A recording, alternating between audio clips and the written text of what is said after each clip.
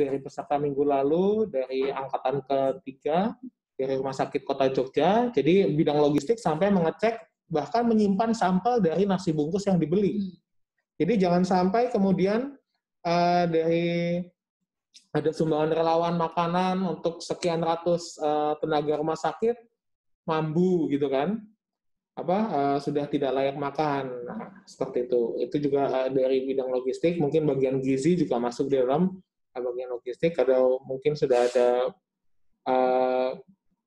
unitnya sendiri di sana. Dan juga jangan lupa untuk mencegah infeksi di dalam rumah sakit itu sendiri juga rajin-rajin cuci tangan, berarti juga dipikirkan bagaimana airnya, kemudian sabunnya, penunjang medisnya bagaimana, ada kelistrikan dan pipa-pipa air agar tidak bocor atau dan lain sebagainya. Nah, ini juga termasuk arahnya logistik dalam ICS. Jadi kalau bisa ini juga ikut andil dan saya yakin sudah ada bidang-bidang fasilitas di dalam struktur rumah sakit. Nah, ini perlu dikomunikasikan, jangan sampai terlewat. Nah, ini yang tambahan untuk COVID adalah bagaimana keluarga staf. Kita juga tahu ada banyak tenaga medis yang perlu dikarantina setelah melakukan pelayanan, kemudian tidak langsung pulang ke rumah, tapi ada rumah singgah. Nah, untuk mengadakan rumah singgah ini juga perlu dipikirkan bagaimana mengadakan rumah singgah, bekerja sama dengan siapa, atau memanfaatkan bangsal mana yang akan digunakan. Ini juga masuk ranah dan tanggung jawabnya logistik, kita ambilkan dari X. Nah, ini quality check untuk APD, nanti akan dibawakan oleh Bu Ipung, ini sekedar kita tampilkan di sini, ada beberapa level dan bagaimana kualitasnya. Ini perlu dipastikan juga oleh bidang logistik. Bekerja sama dengan bidang PPI, komite PPI atau bidang safety and security dari staff. Karena ICS ini tujuannya adalah untuk memastikan bahwa tenaga kesehatan yang bekerja di dalam rumah sakit itu aman dan selamat untuk semua hazard, termasuk COVID-19 ini. Itu fungsinya dari ICS untuk diaktifasi. Nah, jadi tadi sudah disebutkan menyediakan sumber daya termasuk internal dan eksternal. Nah, ini tadi sudah disebutkan oleh Pak Widodo dari Banjarmasin ya Pak ya. Bagaimana ini kalau kekurangan sumber daya? Bagaimana bisa dikomunikasikan ke IC untuk bisa memobilisasi sumber daya dari luar rumah sakit? Apakah itu beli dari prosedur normal maupun dari prosedur yang tidak normal, seperti sumbangan maupun dapat dari dinas kesehatan. Nah, ini perlu adanya disebut di Juklak di dalam rencana operasi rumah sakit. Jadi HDP-nya itu Hospital Disaster Plan. Kalau sebelumnya plan, pada saat bencana seperti ini, kita switch menjadi rencana operasi. Nah, bagaimana kebutuhan itu dipenuhi menggunakan komunikasi yang sudah kita bahas di minggu sebelumnya. Ini dia skemanya.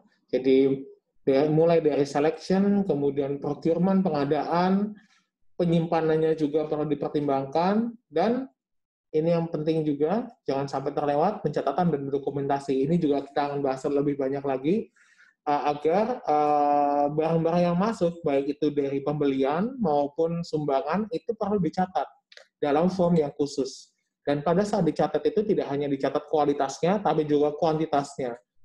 Dan pada saat mencatat kuantitasnya, juga perlu disebutkan jumlah nominalnya dalam rupiah, karena ini akan ada hubungannya dengan pelaporan menjadi hibah rumah sakit. Masuk ke pembiayaan. Nah, ini pentingnya manajemen support. Nah, inilah kemudian kita ingatkan kembali di workshop ini kepada Bapak Ibu peserta dari rumah sakit untuk memiliki Juklak SOP, baik itu perencanaan kebutuhan dan juga penerimaan dari kebutuhan itu sendiri. Nah, skenario-nya sudah ada, bencana alam. Kita hari ini tepat 13 tahun bencana gempa Jogja 27 Mei, itu juga gitu. dulu merencanakannya untuk Merapi, ternyata yang datang adalah gempa.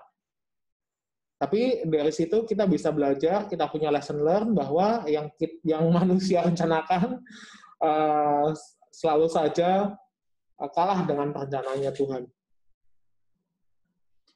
Ya, jadi source capacity perlu juga direncanakan bagaimana memobilisasi tambahan tenaga maupun tambahan kebutuhan. Ini yang tadi saya sampaikan, contoh dari berita acara serah terima, perlu dicantumkan dengan jelas tujuan pemberian bantuan untuk penanganan COVID dan lain sebagainya, kemudian spesifikasi bantuan agar jangan sampai ini kualitas dari bantuan, quality assurance, diketahui juga oleh si pemberi bantuan.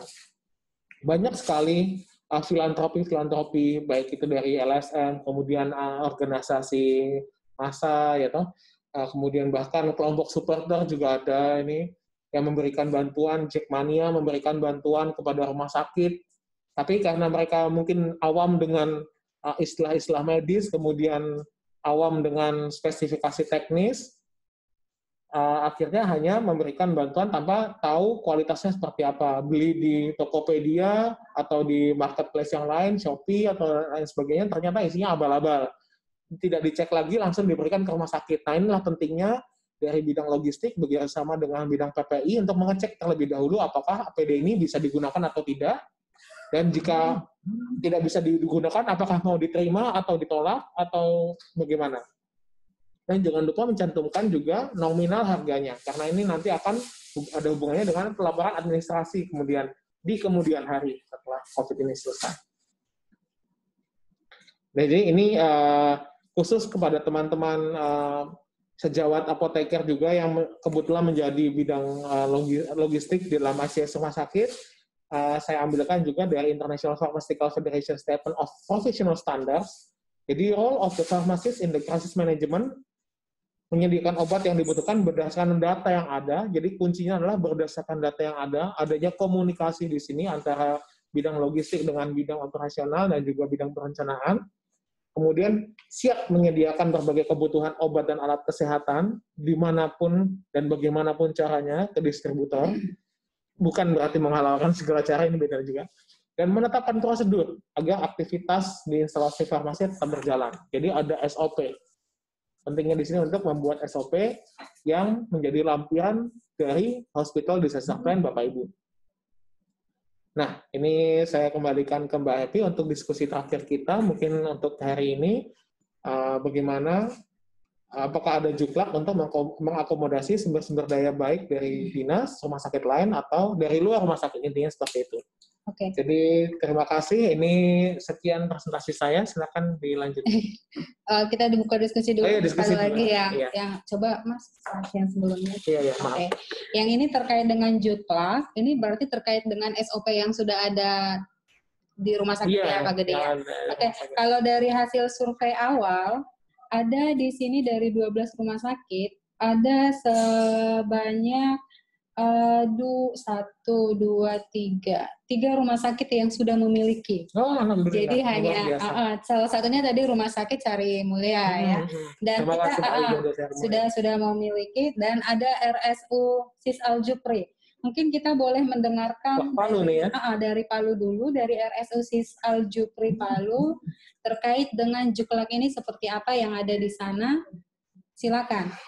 Apakah masih bergabung RS Sis Al Jupri?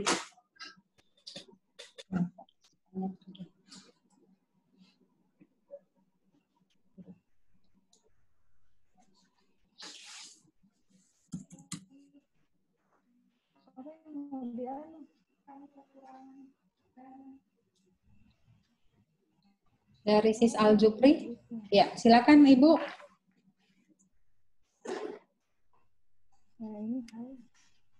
Sudah kedengaran suaranya Ibu, hanya pelan. Atau atau Ibu Farah, ini dengan Ibu Farah? Lagi nge-share itu kayaknya slide. Oh iya, luar biasa. Silakan. Oke, silakan. Bu Farah. Di-unmute juga Mbak. Ya.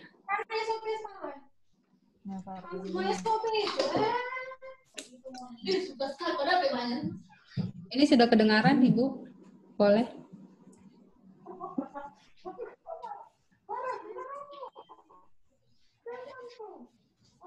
Halo?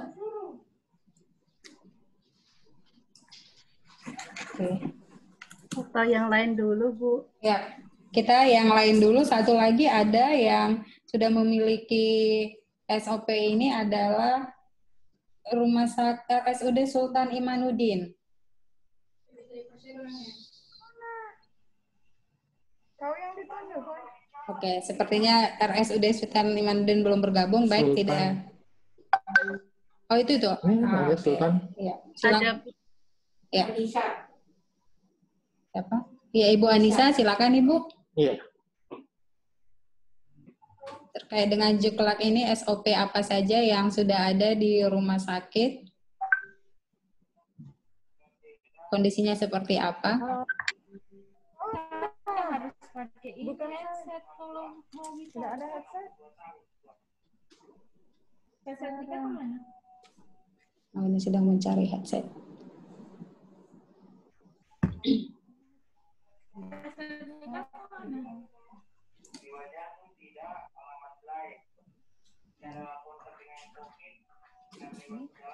Ini sudah berbicara atau gimana Mas?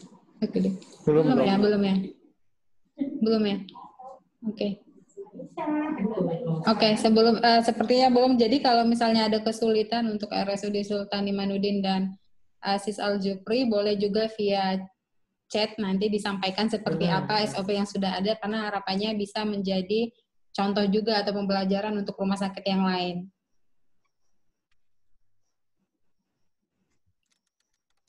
Yang lagi Pak. Oke, itu dulu, kita tutup dulu sesinya Pak Gede. Ya, boleh. Ya. Apa-apa. Atau ini ada dari rumah sakit lain yang raise hand yang bertanya? Soalnya kita sudah udah waktunya. Halo. Ya. Halo. Ya, halo ini. Ya, ini dari Rumah Sakit Sisal Jufri. Oh ya, silakan Ibu. Oke, udah kedengaran. Ya, kendala atau masalah kami yang dihadapi di Rumah Sakit Sisal Jufri tentang logistik, yaitu masalah APD yang terbatas. Terus berhubung kami rumah sakit swasta, jadi apalagi namanya kebetulan harga APD mulai dari masker, dari surgical gown, handscoon, itu semua terjadi kenaikan harga yang mungkin bukan hanya 50%, tapi menjadi 300%. Jadi mungkin kendala kami di keuangan yang otomatis pembengkakan biaya untuk masalah APD, kebutuhan logistik. Gitu. Ya. Kalau terkait Juklak atau SOP, kira-kira SOP apa saja yang sudah ada ya Bu dalam logistik?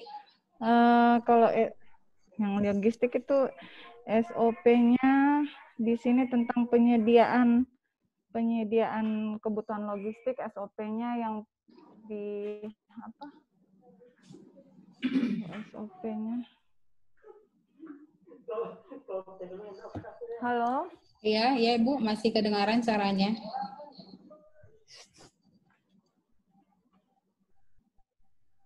Ketersediaan ini tentang masalah SOP yang ada donasi masuk yang itu, sama penyediaan alat APD, sama SOP tentang penyediaan rapid test. Itu aja.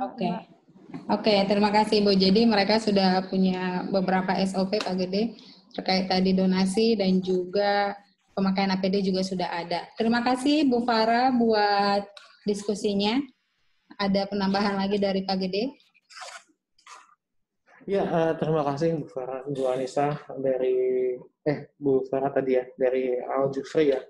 Memang inilah kendala yang tadi saya sebutkan dari luar Jawa ini, kendalanya di transportasi, kemudian harga-harga APD. Itulah kenapa kita coba arahkan juga kepada teman-teman Bapak Ibu di rumah sakit untuk mencoba mungkin ke Dinas Kesehatan atau kemarin di komunikasi kita juga sudah arahkan bagaimana menggunakan media, tidak hanya media ke dinas kesehatan juga, tapi juga media sosial banyak untuk mendapatkan bantuan mobilisasi sumber daya dari filantropi. Jadi banyak sekali alumni-alumni Universitas Gadjah Mada, Universitas Pajajaran, Undip, UI, dan lain sebagainya itu yang mereka berlomba-lomba menyalurkan bantuan. Nah, bagaimana agar kita bisa mendapatkan perhatiannya mereka? Itu satu. Nah, yang kedua adalah memperluas jaringan. Jadi agar bantuan itu tidak hanya sekali saja, tapi juga lebih sustain.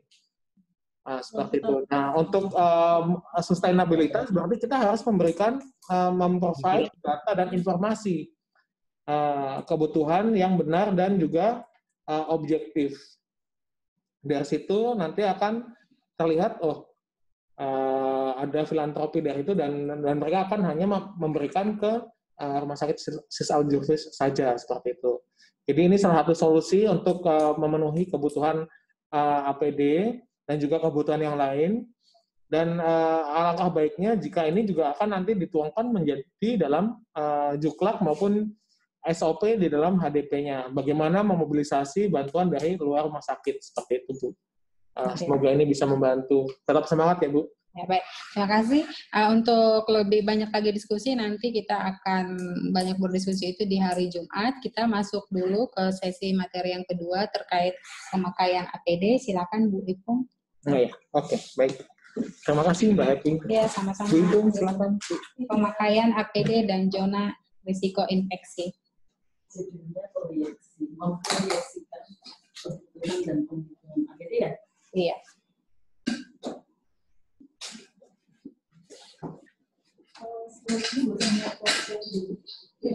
Setelah itu dari yang Excel.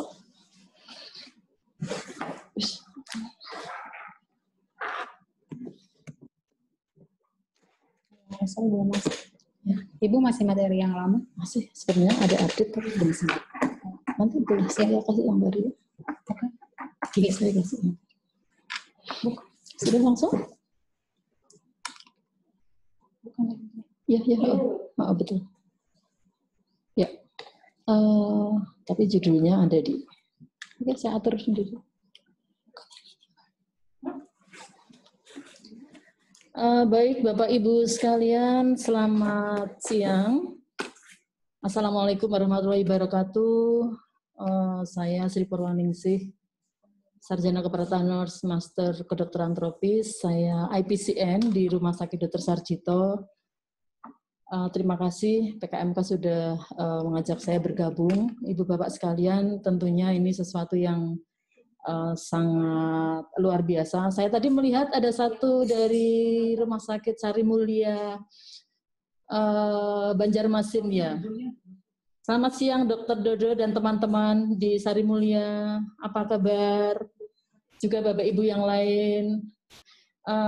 Sesuatu yang sangat harus kita lihat adalah bagaimana kemudian terkait dengan pandemi yang sudah berjalan kurang lebih sekitar 3 bulan ini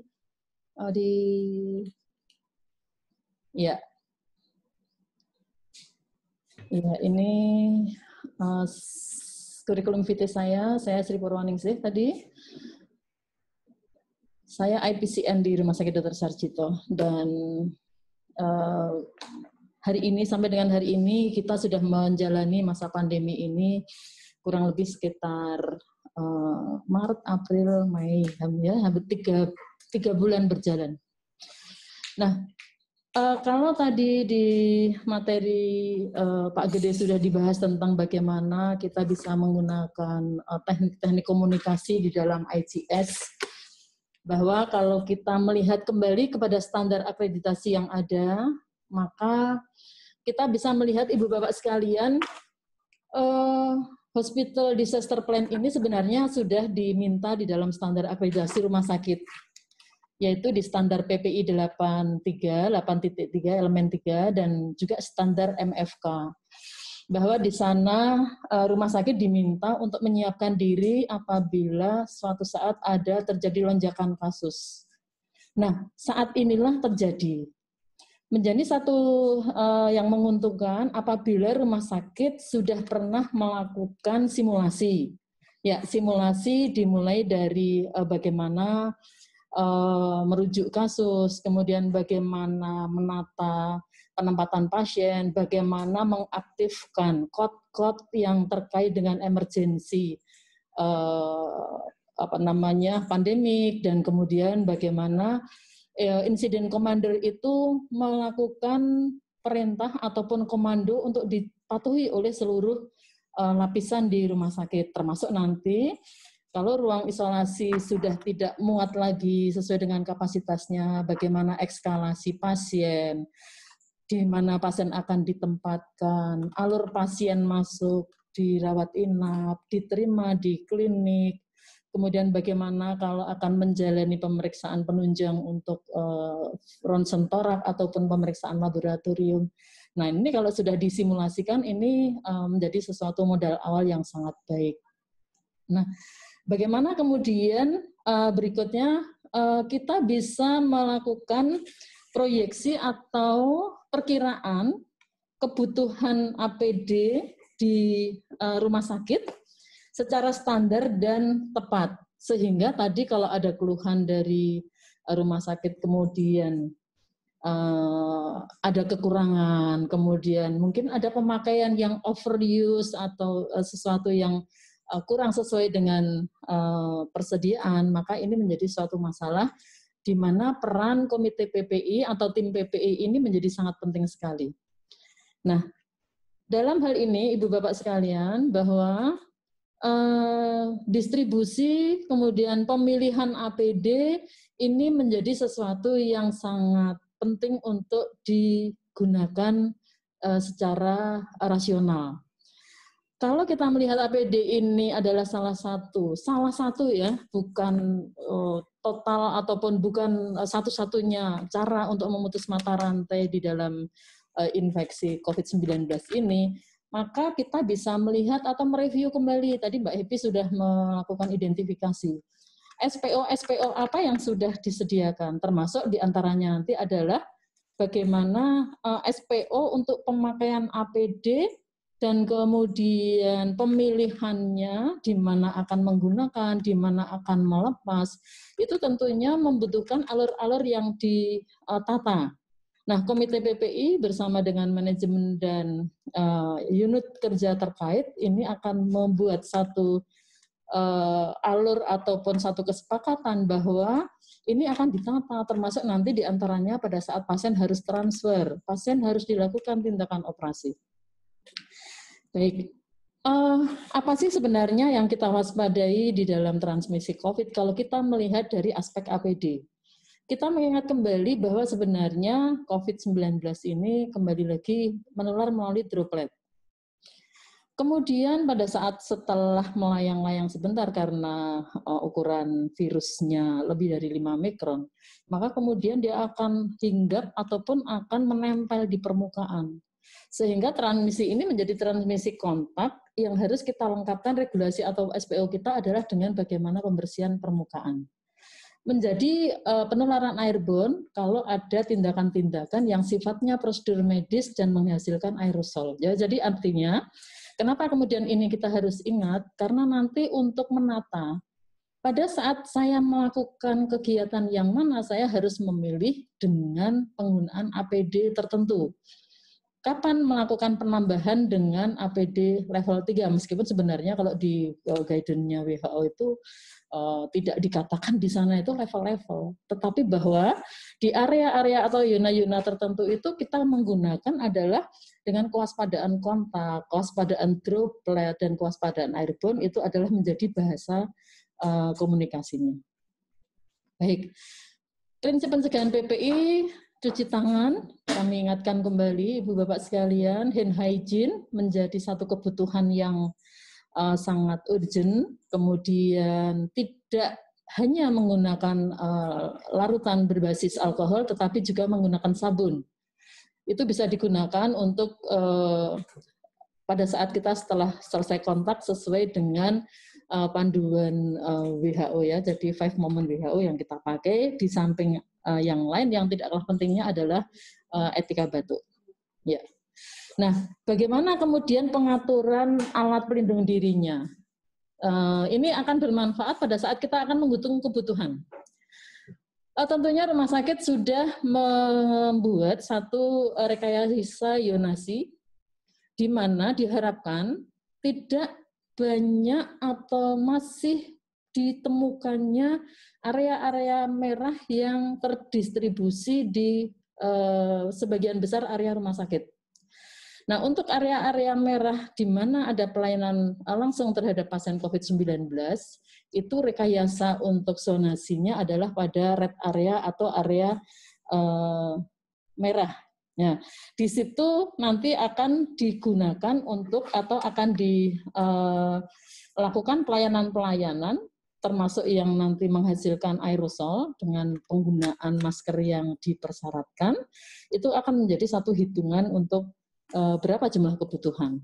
Nah, zona merah itu adalah zona-zona yang digunakan untuk pelayanan langsung pada pasien COVID, itu antara lain adalah poliklinik atau klinik yang melayani pasien COVID, ya.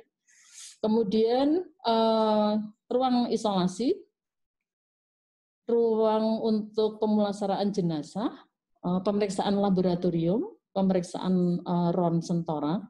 Jika di dalam suatu kondisi itu belum mampu laksana untuk disatukan di satu area, maka di zona-zona itulah kemudian kita memberikan label atau pewarnaan dengan label merah. Kemudian label kuning atau pasien atau area-area di mana itu adalah area transisi. Area transisi itu adalah area-area di mana banyak kegiatan yang menghasilkan atau potensi melayani pasien-pasien yang memiliki gejala klinis menyerupai COVID. Itu areanya ada di area kuning, seperti ICU, klinik gigi, klinik THT, itu memiliki zona warnanya adalah kuning. Dan zona hijau adalah zona-zona yang tidak melayani langsung terhadap paparan COVID. Ya, nanti di dalam pedoman WHO di sana dikatakan di zona-zona inilah kemudian nanti akan digunakan kewaspadaan sesuai dengan kegiatan yang dilakukan. Baik, nah kita melihat di sini kenapa kemudian rumah sakit harus menyusun zonasinya. Prinsip adalah untuk memutus mata rantai infeksi antar pasien, petugas, dan pengunjung. Kemudian pemakaian APD sesuai kebutuhan. Jadi tidak di semua zona atau di zona kuning atau zona merah penggunaan APD-nya sama. Tidak sama. Kita harus melakukan analisis risiko terhadap tindakan-tindakan yang akan dilakukan untuk pasien. Ya. Nah, ini makna zonanya. Makna zona tadi, merah adalah area perawatan, kuning adalah area transisi, dan kemudian hijau adalah area non-COVID. Ya. Di mana di situ nanti akan diberi sign atau tanda yang ditetapkan, nanti PPI bisa bekerja sama dengan satuan kerja terkait untuk membuat labelingnya. Termasuk diantaranya adalah penataan jalur atau penataan alur kalau misalnya pasien akan menuju ke area penunjang seperti kamar operasi, radiologi ataupun laboratorium jika diperlukan. Baik, ini APD-nya. Nah,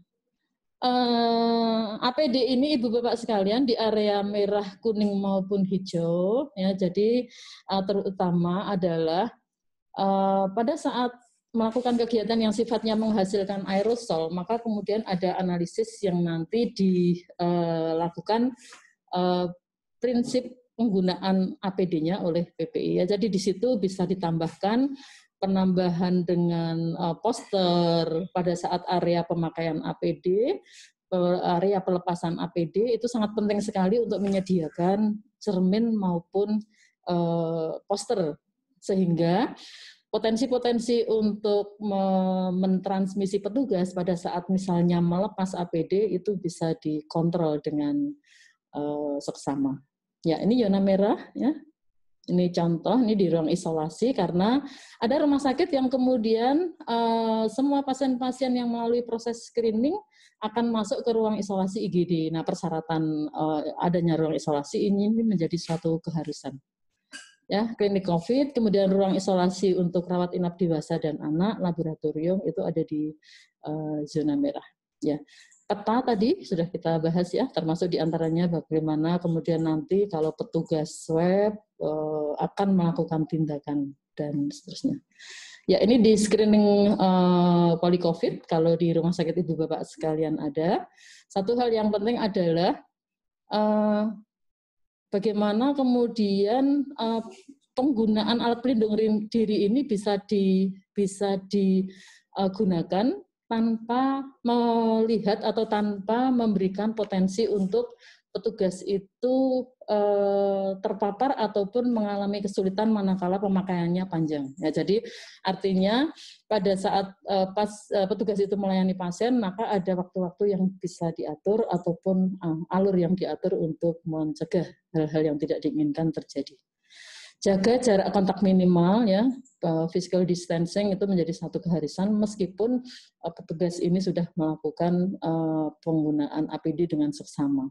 Hati-hati Ibu Bapak sekalian, justru kewaspadaan yang agak rendah, agak berkurang selama ini yang dianalisis banyak terjadi adalah pada saat petugas itu berada di rest area. Nah, rest area itu merasa kumpulnya dengan teman, kemudian kewaspadaannya menurun. Nah, ini yang tidak diizinkan. Artinya kita harus waspada pada siapa saja termasuk teman kita sendiri. Keharusan memakai masker itu harus dipatuhi 100%. Ya. Apalagi kalau ada di ruang-ruang tertutup di mana tata ventilasi atau aliran udaranya tidak bisa dikontrol, itu kita harus hati-hati. Ya, ini ruang assessment. Ruang assessment itu adalah ruang yang lebih dalam, tadi screening, kemudian ruang assessment. Jika itu ada, maka kemudian penggunaan baju khusus, hanjincho ya dalam bahasa umumnya sering digunakan, itu menjadi satu kebutuhan yang diperhitungkan. Namun demikian, satu hal yang penting di sini dilihat adalah pakaian kerja yang digunakan oleh teman-teman di area merah itu tidak boleh digunakan untuk pergi ke area lain atau pulang ke rumah tanpa berganti baju. Jadi prinsip baju yang dipakai adalah baju yang sudah disediakan oleh rumah sakit. Pada akhir sesi dari pekerjaannya nanti petugas ini disarankan untuk melakukan pembersihan diri dengan mandi. Baik, kapan kita menggunakan masker N95 jika ada tindakan-tindakan yang sifatnya aerosol, ya. Itu menjadi satu hal yang pelik pada saat sekarang ini ketersediaan masker tidak konsisten. Ya, jadi banyak rumah sakit yang sudah mulai mengupayakan dengan proses reuse atau pemanjangan pemakaian. Nanti kita bahas.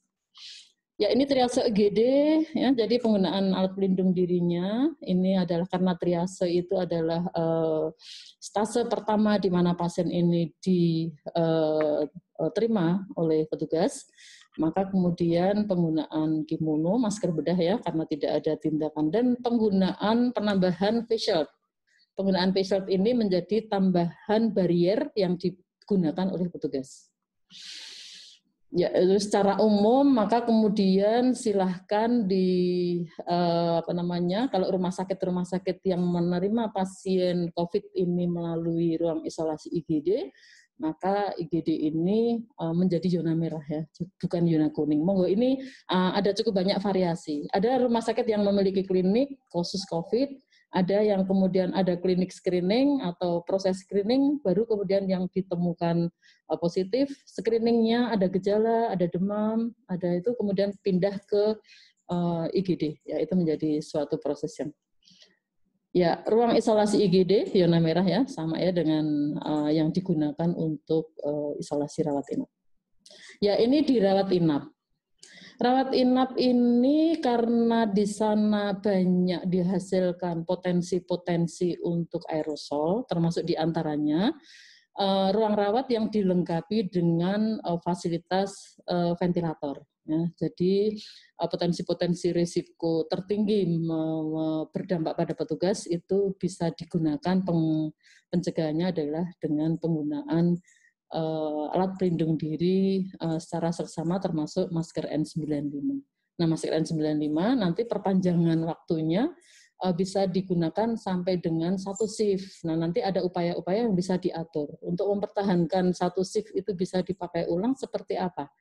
Sekarang sudah banyak upaya untuk melakukan perpanjangannya adalah dengan cara sterilisasi menggunakan plasma dan lain-lain. Dan juga cara-cara yang lain yang membutuhkan waktu untuk masker ini diistirahatkan terlebih dulu, misalnya adalah dengan diangin-anginkan. Ya, ini nanti menjadi penghitungan untuk kebutuhannya. Nah, ini untuk petugas pengambil swab, mohon Ibu Bapak sekalian, di dalam menghitung kebutuhan, mohon tidak lupa kontainer icebox yang dipakai untuk media VTM. Nah, mata rantai dingin ini selain tadi ini APD, kita kan sudah tahu jenis dan jumlah yang dibutuhkan ya. Nah, mata rantai dingin untuk menjaga agar VTM tetap dalam mata rantai dingin yang stabil, itu Ibu Bapak harus menyiapkan icebox yang dengan dry ice dan dihitung kebutuhannya. Misalnya contoh, hari ini ada swab adalah untuk pasien 3 misalnya. Nah, VTM yang dibawa petugas pada saat awal bekerja, sampai dengan nanti sudah berisi media yang diambil dari swab, itu tidak boleh berada di dalam suhu yang tidak bisa dikontrol mutunya. Ya, artinya VTM icebox itu adalah alat yang harus seksama dikelola beserta dengan mata rantai dingin yang bisa dipertahankan secara konsisten. Ya, petugas pengambil swab nanti penggunaan alat pelindung dirinya. Nah, ini termasuk diantaranya petugas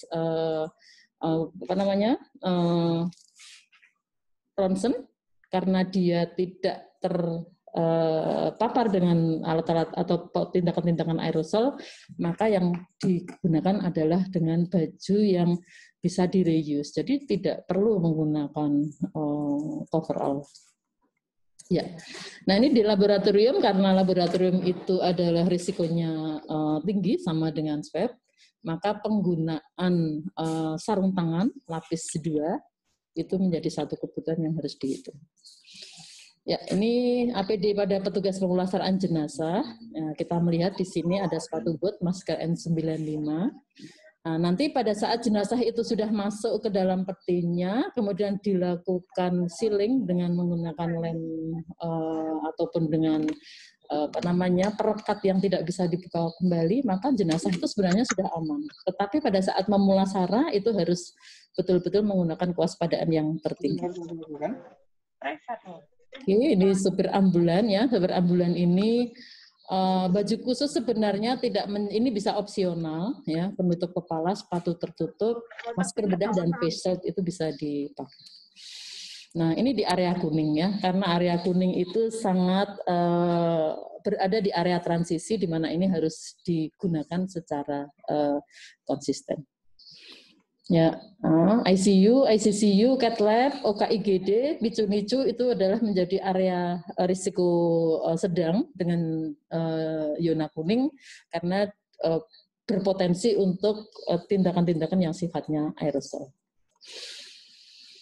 Ya, area layanan umum untuk area hijau ini tentunya tidak memerlukan APD yang lengkap, ya, jadi sesuai dengan analisis risikonya, maka kemudian bisa digunakan masker bedah, kalau bisa ditambahkan face shield jika itu diperlukan. Ya, oke, slide Excel. Bagaimana penghitungan APD-nya? Silakan Mas yang Excel. Nah, penghitungan APD Ibu Bapak sekalian karena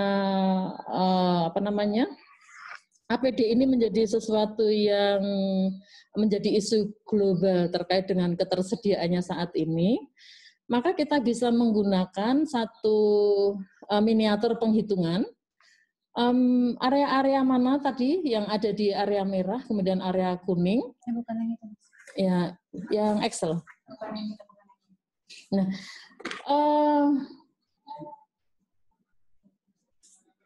ya, Ibu Bapak sekalian nanti bisa melihat untuk penghitungan APD itu sesuai dengan rekomendasi Kementerian Kesehatan bahwa kita harus melihat jenis-jenis petugas yang ada pada lokasi tertentu. Misalnya contoh di ruang isolasi COVID. Ruang isolasi COVID di mana dirawat misalnya 5 pasien, maka yang bisa kita hitung adalah sistem penugasan yang pertama untuk dokter, untuk perawat, ataupun untuk petugas lain misalnya seperti penyaji makan, jika itu ada atau diizinkan, maka itu akan menjadi salah satu cara ataupun elemen dari penghitungnya.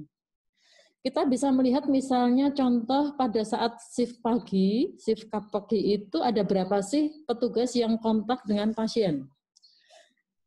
Misalnya contoh kita ambil DPJP.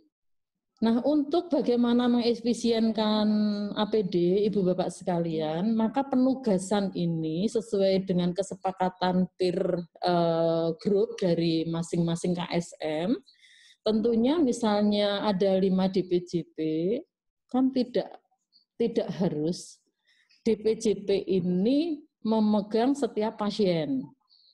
Nah, nanti bisa dihitung atau bisa dilihat misalnya contoh. Kalau kita di ruang isolasi itu ada 5 pasien, minggu ini DPJP yang mana yang diberi tugas untuk mengelola seluruh pasien yang ada. Nanti secara bergantian, hal ini bisa dibuat atau bisa dijadwalkan berulang. Kemudian untuk kita bisa melihat di sini, di pagi hari ya, di PJP misalnya ada 3 orang dengan 1 kali kunjungan. Chief Resident kalau itu ada di rumah sakit pendidikan, perawat ya dengan 2 orang atau 4 kali kunjungan.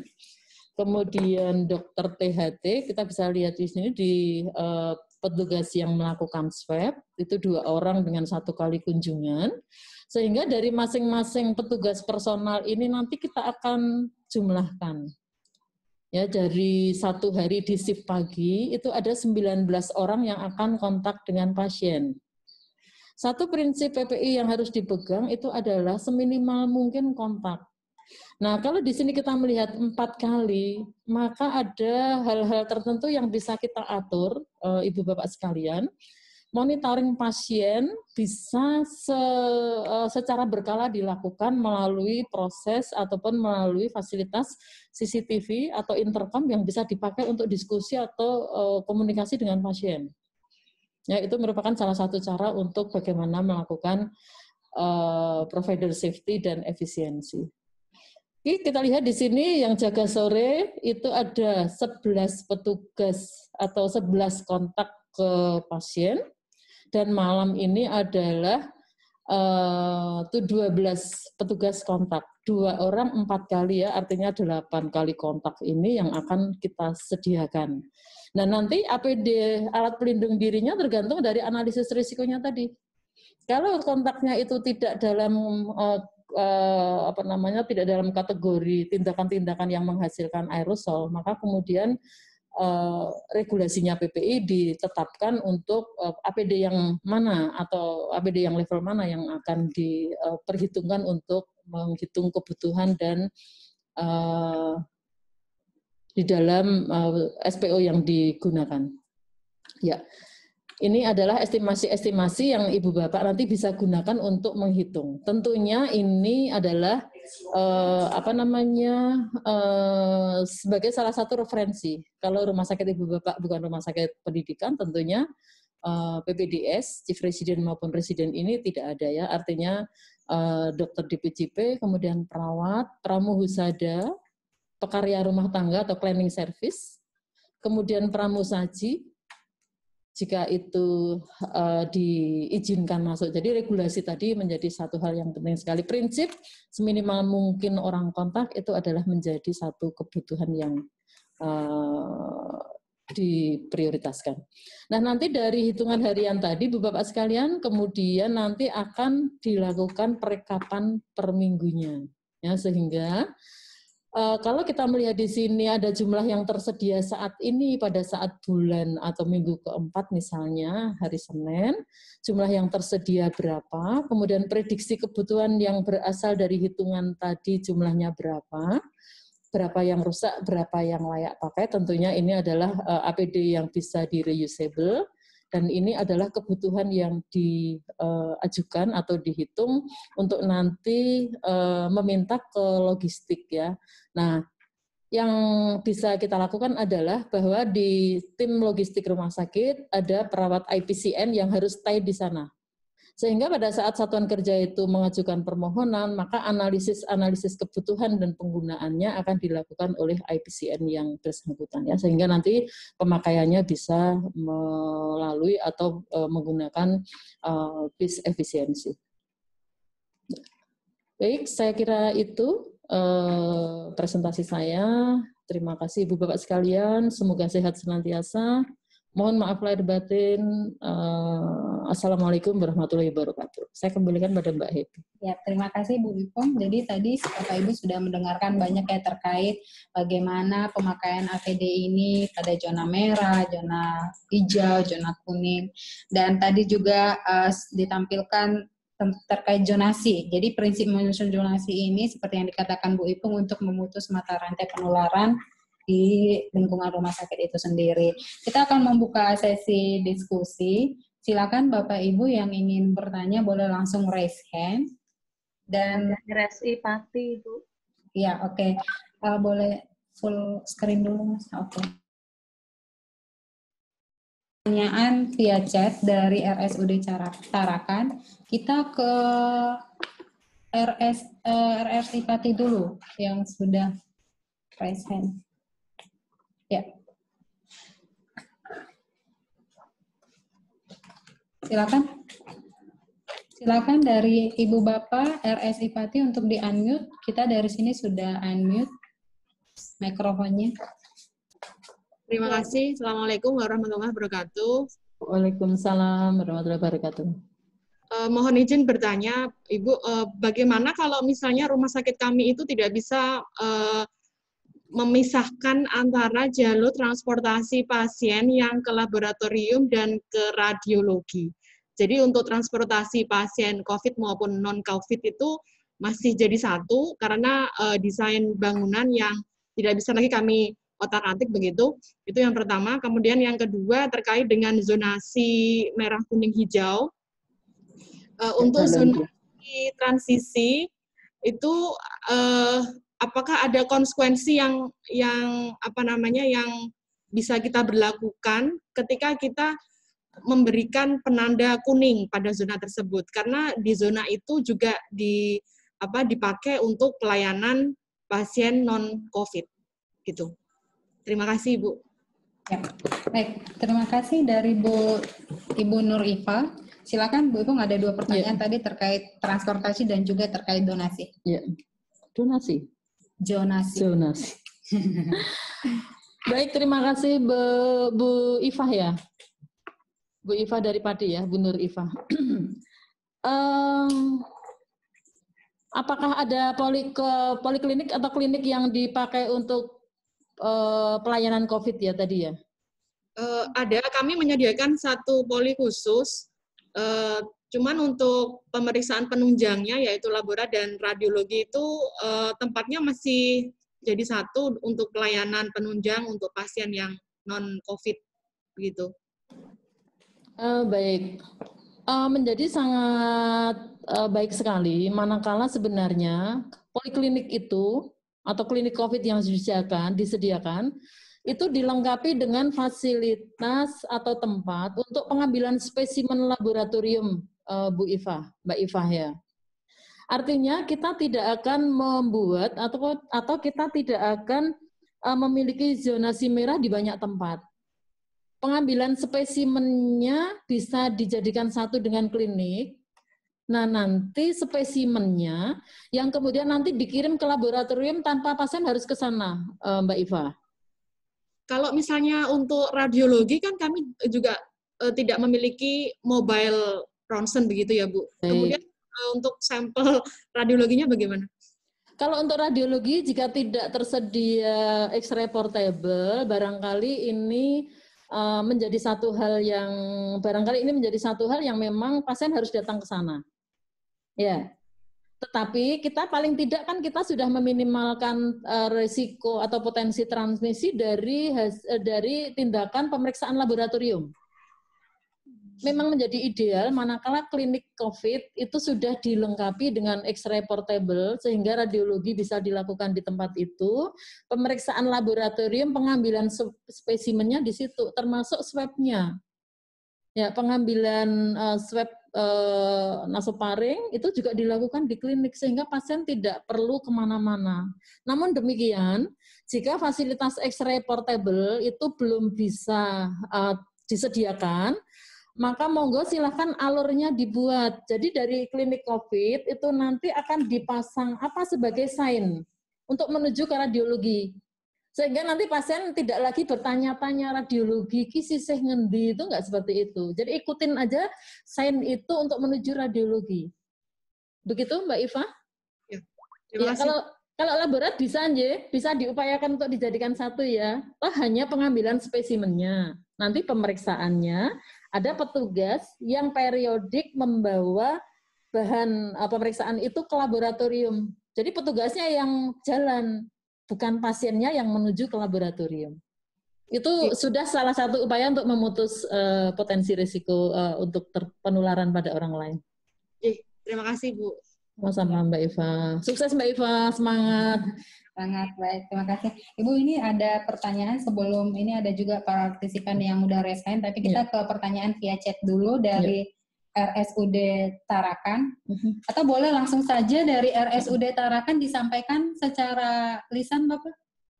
Kita unmute dari... Soalnya pertanyaannya panjang juga. Boleh biar langsung enak, biar kita langsung saling diskusi. Silakan RSUD Tarakan, kita sudah unmute. Oh iya, boleh. Bentar ya Bu, unmute-nya ya. Makasih Bu. Ya. Kedengaran? Kedengaran Ibu. Makasih, kami dari Rumah Sakit Tarakan. Tadi ada 2 pertanyaan Bu. Yang pertama terkait dengan jika kita mendapatkan APD yang donasi dari berbagai sumber, misalnya kadang dapat dari BNPB atau dari masyarakat juga memberikan APD. Untuk APD yang didonasi itu, pencatatannya, pelaporannya seperti apa? Apakah harus dicantumkan rupiah dengan harga perkiraan sendiri, atau dibuat harganya jadi 0 karena itu merupakan hibah? Oke. Pertanyaan yang kedua, tadi saya lihat juga dalam logistik kita harus memikirkan untuk makanan bagi karyawan, makanan dan vitaminnya itu ya.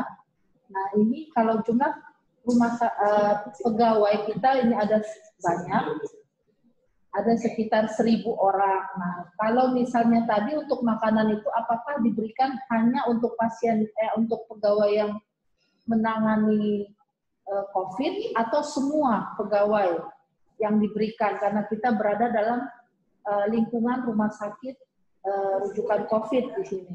Terima kasih Bu. Oke. Itu saja Bu, hanya 2 pertanyaan ya? Ya, sementara itu saja dulu. Oke, baik. Terima kasih. Ini dengan Ibu siapa mau? Mohon maaf. Ya, dengan Ibu Nia, Kepala Bidang Penunjang Medis. Oke. Ya, terima kasih Ibu Nia. Jadi tadi itu Ibu Ipung ada 2 pertanyaan. Sebenarnya pertanyaan yang pertama ini terkait dengan materinya Pak Gede. Tapi ini Pak Gede sedang sholat, jadi nggak apa-apa nanti Bu Ipung juga bisa membantu menjawab terkait pencatatan bantuan ini apakah sebaiknya dicantumkan harga. Kemudian yang kedua terkait dengan konsumsi ini sebaiknya diberikan ke semua pegawai yang menangani COVID atau seperti apa? Silakan. Namanya siapa? Bu Nia. Selamat siang Bu Nia dari Tarakan. Selamat siang Bu. Ya, semoga senantiasa sehat teman-teman di sana Ibu. Ya. Terkait dengan 2 pertanyaan Ibu, apakah bahan-bahan atau barang dari donasi ini dicatat? Iya, harus dicatat. Yang pertama harus ditetapkan adalah pintu masuk atau penerima donasi itu siapa. Ya, artinya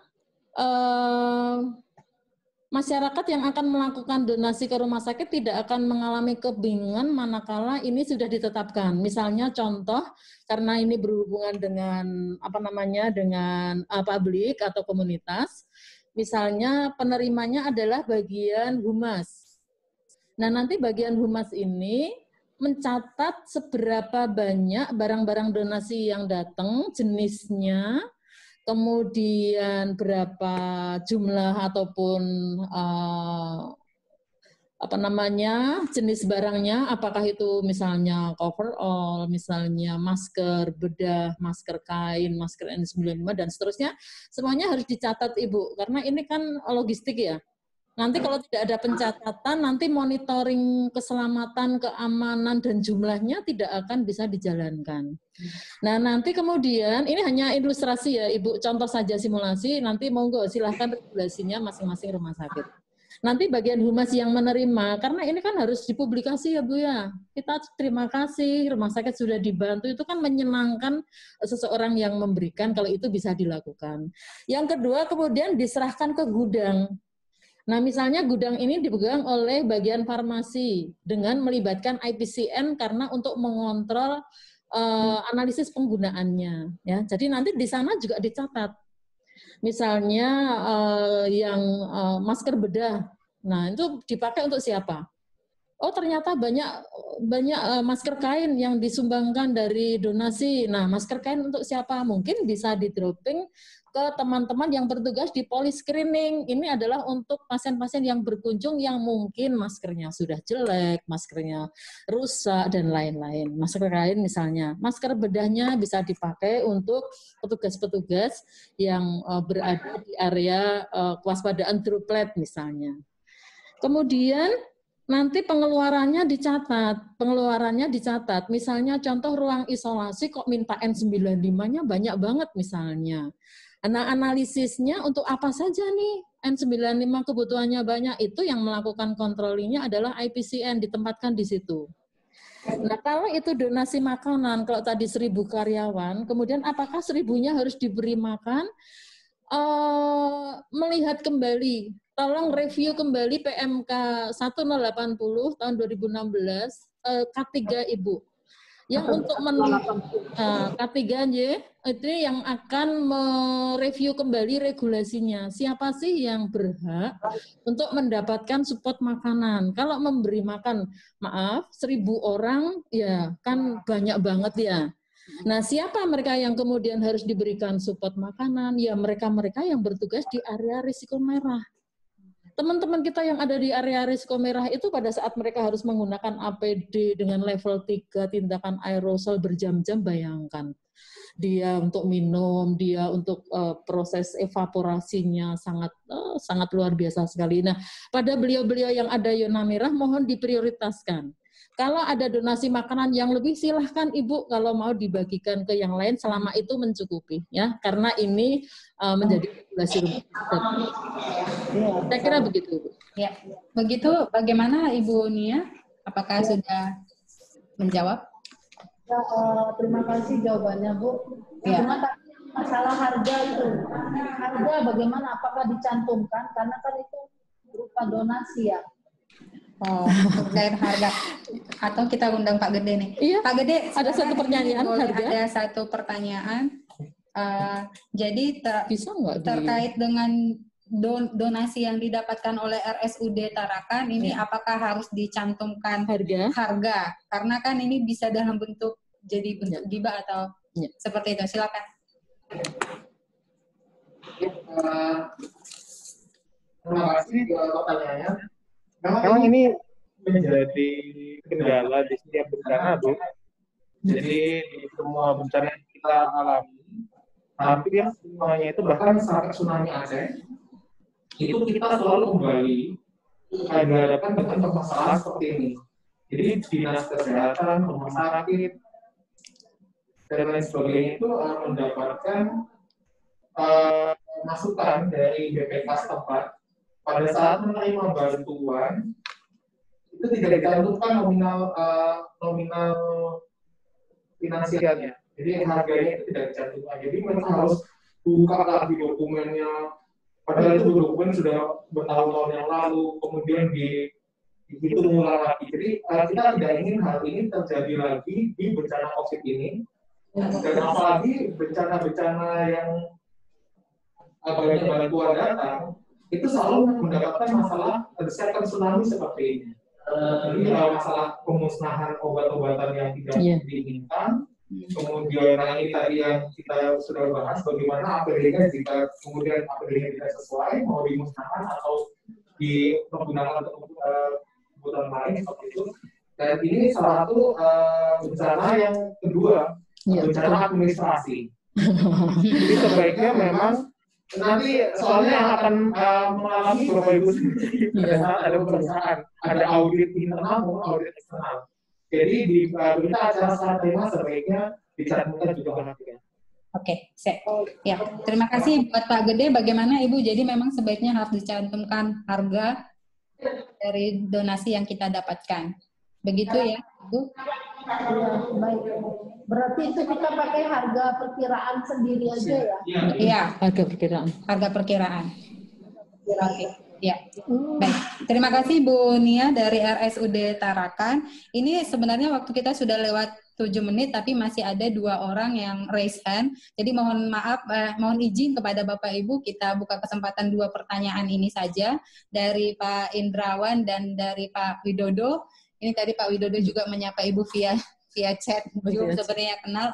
Ya. Jadi ini mohon disampaikan pertanyaannya secara singkat aja, juga nanti mohon izin juga untuk Bu Ipung atau Pak Gede untuk menjawab singkat. Silakan kepada Pak Indrawan terlebih dahulu untuk berikan pertanyaan. Silakan Bapak.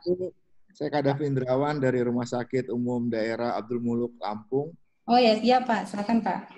Saya ada 3 pertanyaan ini. Yang pertama mungkin dari dalam implementasi logistik dalam IKS, apakah kita juga ikut bisa memberikan suatu dukungan atau memberikan suatu saran kebijakan sebagai apresiasi kepada tenaga kesehatan dari segi jasa terutama ya, di mana kan mereka kan sudah berkorban nyawa dan juga udah bertaruh nyawa untuk mungkin ya dari ICS itu kita bisa menyarankan apakah ada tambahan insentif dan segala macam. Okay. Kedua terkait dengan zona. Di beberapa kota, di beberapa daerah, dikatakan tadi kan di slide untuk UGD dan di OKA itu masuk dalam kategori zona kuning. Untuk saat ini sebenarnya sudah agak sedikit berubah, di mana untuk OKA sendiri udah banyak kasus-kasus yang positif dan sudah ke arah zona merah. Begitu juga dengan UGD. UGD banyak juga, kadang-kadang pasien juga datang dengan tidak jujur, tidak mengatakan yang sebenarnya. Beberapa juga hampir terkena dengan dari kasus tersebut.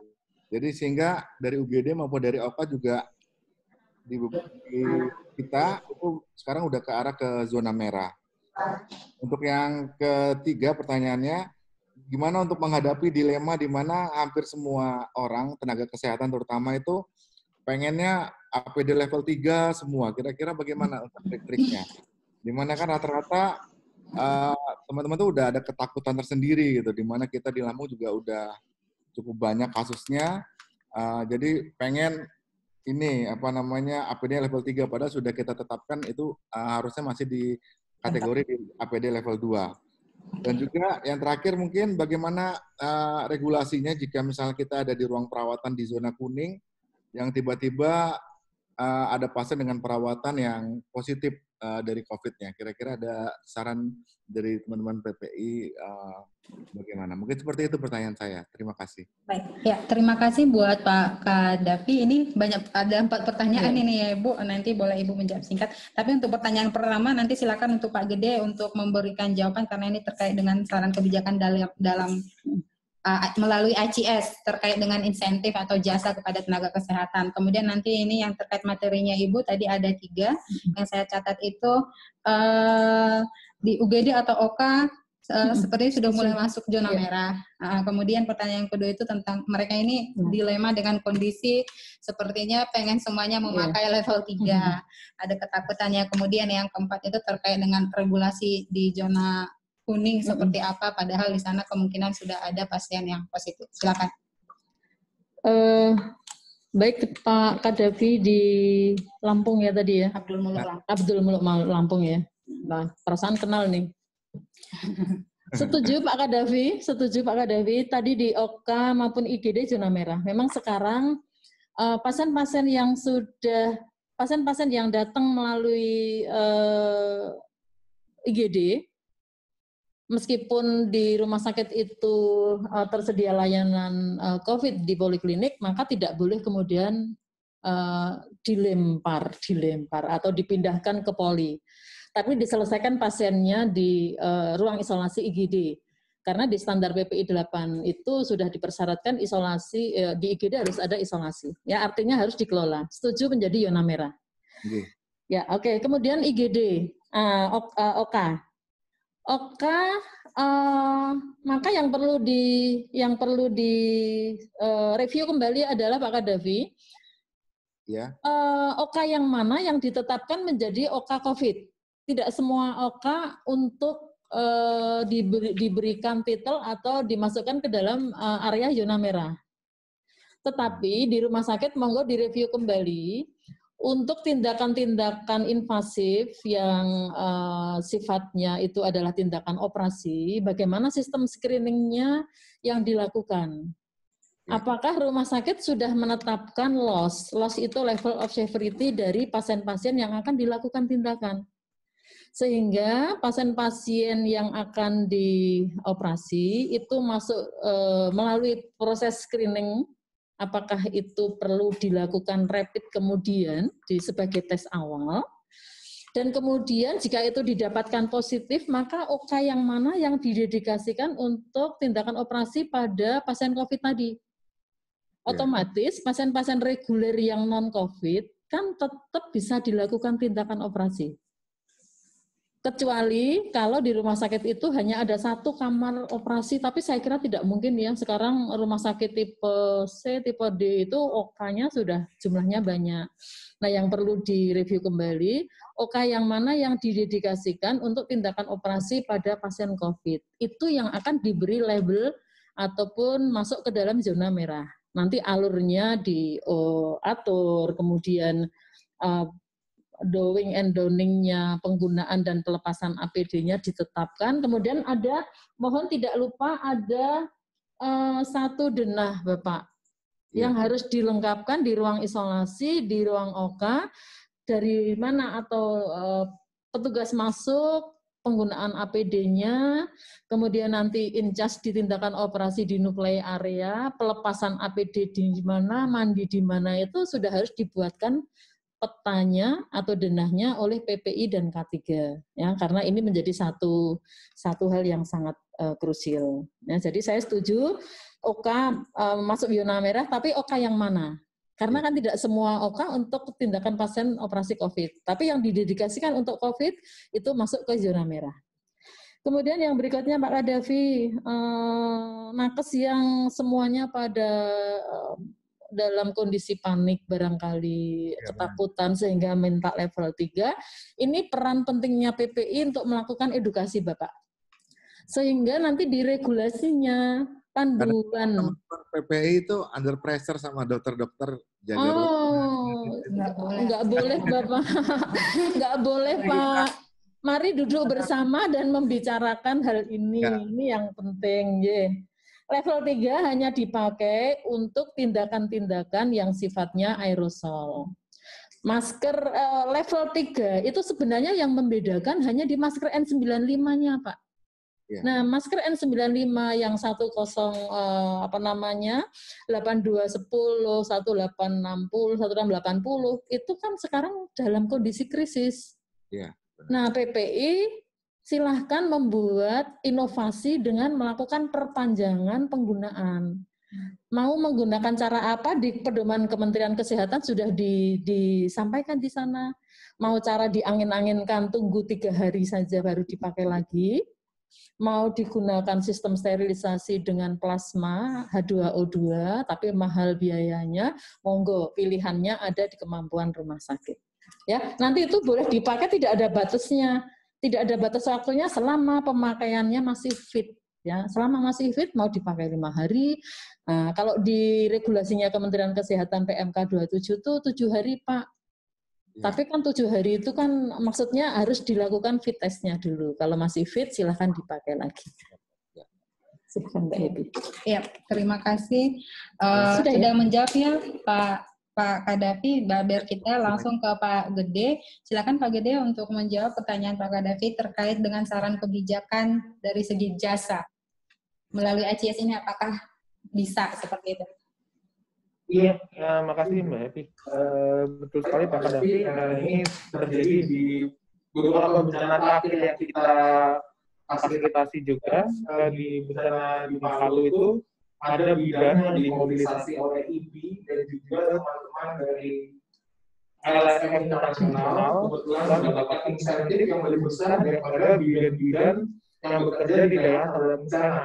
Nah ini kemudian ada kesenjangan sosial dan konflik horizontal juga. Nah ini kita jangan sampai terjadi. Oleh karenanya dengan ICS ini salah satu tadi yang kita sampaikan di implementasi logistik termasuk SDM-nya ini juga untuk mengantisipasi hal seperti itu. Jadi kalau bisa diusulkan akan sangat baik pada perencanaan dari bidang operasional kemudian diusulkan ke manajemen rumah sakit. Ini akan sangat baik.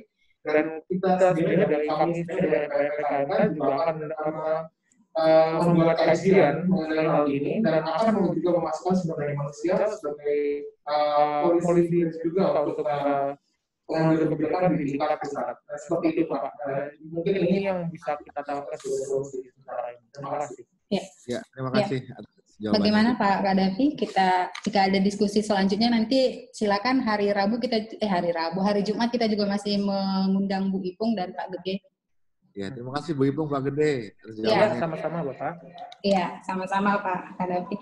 Oke, kita satu lagi aja ini mohon izin ya Bapak Ibu, ini singkat saja dari Pak Widodo. Silakan Bapak.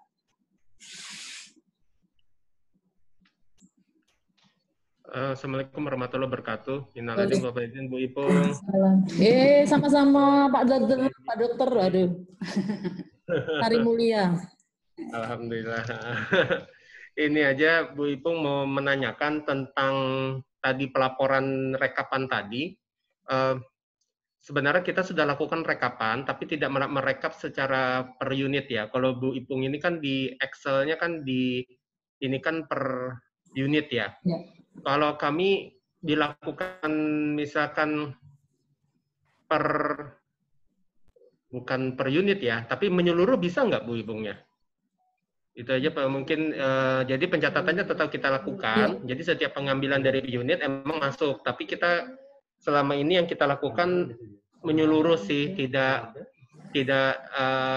per unit ya. Tapi kalau Bu Ipung ini nanti akan kita coba sosialisasikan ke teman-teman di unit logistik untuk melakukan tadi mencoba per unit supaya kita sih selalu kontrol selalu ada. Tapi ini saya baru lihat kata teman-teman saya bagus juga bisa saya coba. Cuman terakhir saya dapat informasi dari teman-teman logistik sebelum ke manajerian med kita mereka menyeluruh. Jadi semua pemakaian perkiraan penyeluruh. Jadi kita mungkin sementara kita lakukan seperti itu. Tapi kalau yang ini kita butuh waktu untuk mensosialisasikannya. Mungkin itu aja pertanyaan saya, Bu Ipung. Terima kasih. Baik. Pak Widodo, Pak Dokter Dodo. Jadi tadi itu hanya gambaran dari unit kecil saja. Nanti untuk kompilasinya silahkan itu digabung dari satuan kerja atau unit yang lain, Dok.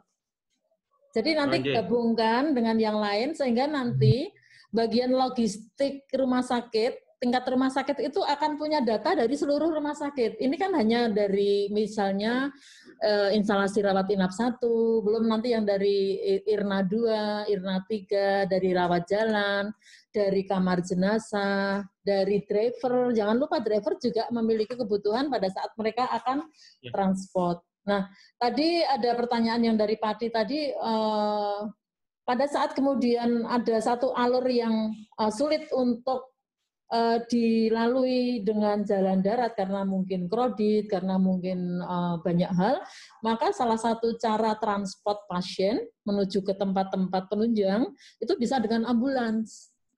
Ya, itu nanti akan dihitung juga di dalam kompilasi kebutuhan rumah sakit. Gitu, Dr. Dodo. Ya. Salam untuk Sari Mulia. Ya, terima kasih.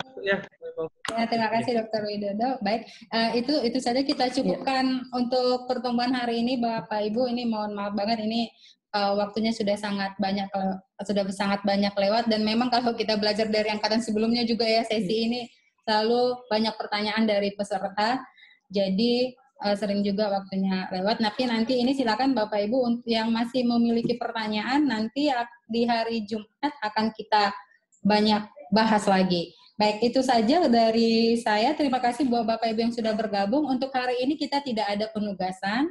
Penugasan itu hari kedua. Esok akan kita sampaikan penugasan. Jadi di hari ketiga, hari Jumat nanti akan kita bahas juga terkait penugasan ataupun hal lain yang penting ingin Bapak Ibu diskusikan. Baik, itu saja dari saya. Terima kasih, selamat beraktivitas. Terima kasih juga buat Bu Ipung, terima kasih buat Pak Gede, dan juga Bapak Ibu dari Bapelkes Semarang ataupun Bapelkes yang lainnya. Ini sangat ada juga dari Bapelkes lainnya. Semangat bekerja, salam sehat dari kami.